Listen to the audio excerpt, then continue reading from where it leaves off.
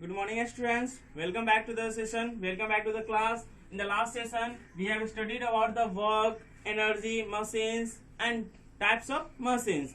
Now, we will continue the chapter. The first point which is written here, that a simple machine works on the principle that it neither provides energy by itself nor does any work by itself. It means that all the simple machines can never provide energy by itself, and they do not work, they never work by itself. What you can understand, you can understand this point, this term, taking an example. Okay, just like you just think about hammer is also a simple machine. And have you ever heard that hammer provides energy by itself or it works by itself? No, a hammer does not provide energy by itself and it does not work by itself. Okay, and the next point is effort. Effort means what? The force applied on a machine to do a work is called effort.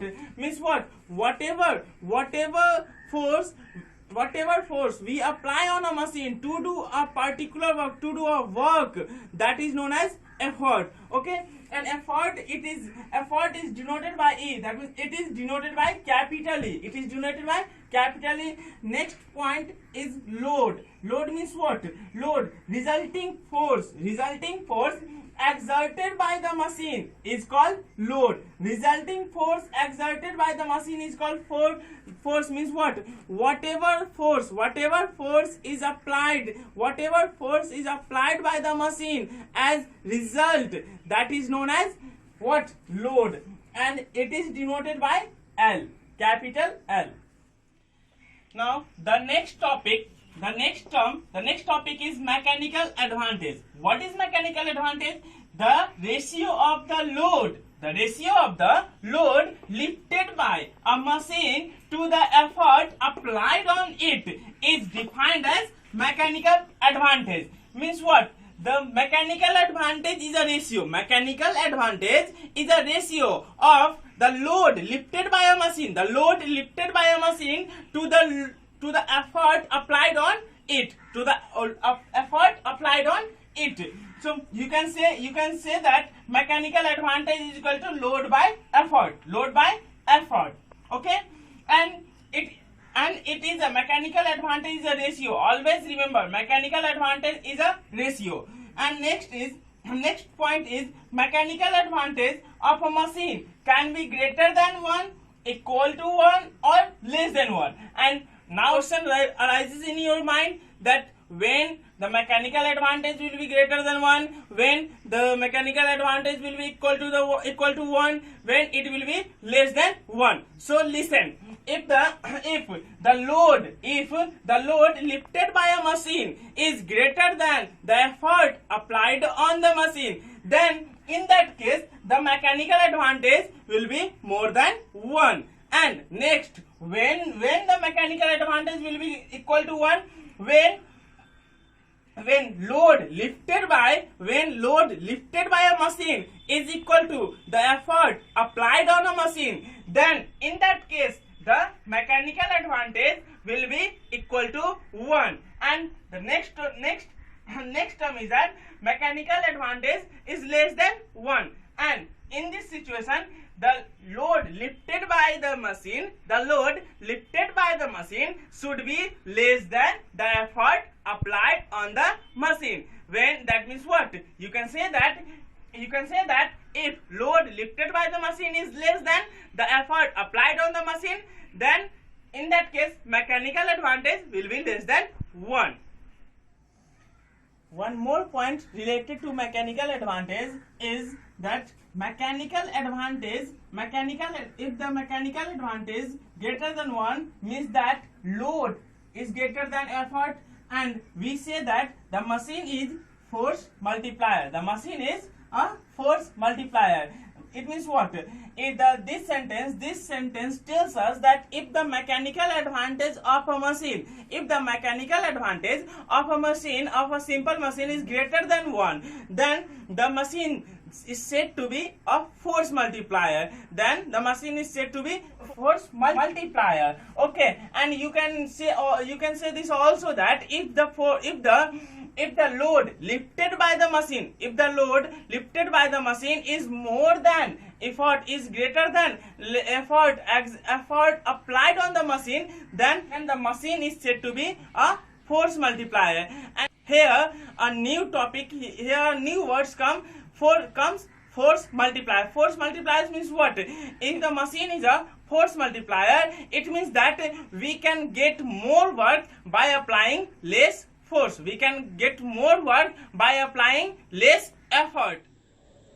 So we have understood that what is mechanical advantage. Now let us see some problems on mechanical advantage. The first question is, determine the mechanical advantage of a simple machine which helps to lift a load of 50 kgf when an effort of 10 kgf is applied. Means what? In this question, the load lifted by the machine is given, which is 50 kgf, and the effort which is applied on the machine is also given, which is 10 kgf.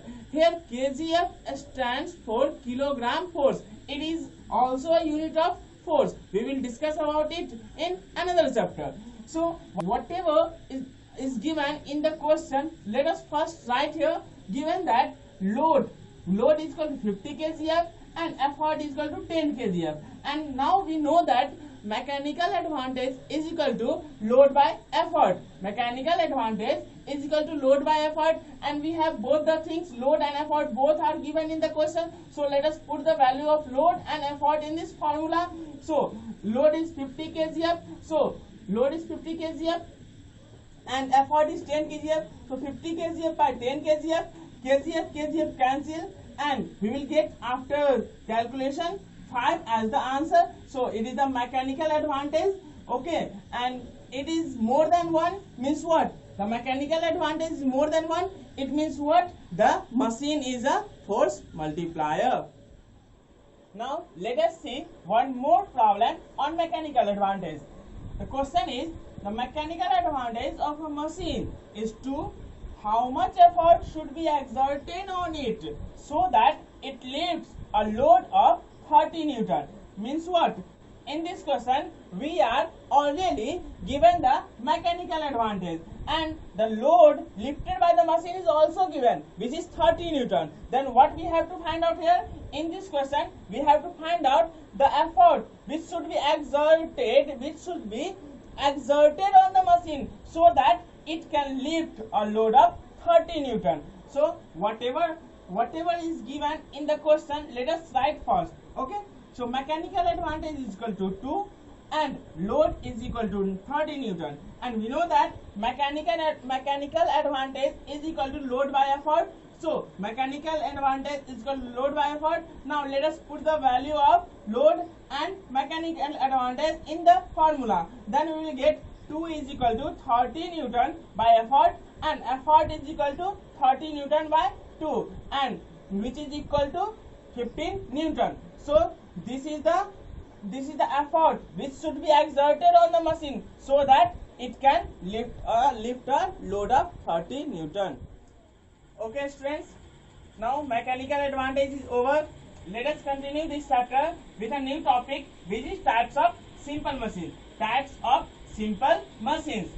We have already discussed about the types of machines. Okay, we have already discussed about the types of machines, which are only two. First is what? First is simple machines, and second one is the complex machines. Here we are going to discuss the types of simple machines, and there are 6 types of simple machines. There are 6 types of simple machines, which are the lever. First is lever, second is the inclined plane, third is pulley, fourth is a screw, fifth is wheel and axle, and sixth is wheels. Okay, these are the 6 types of simple machines.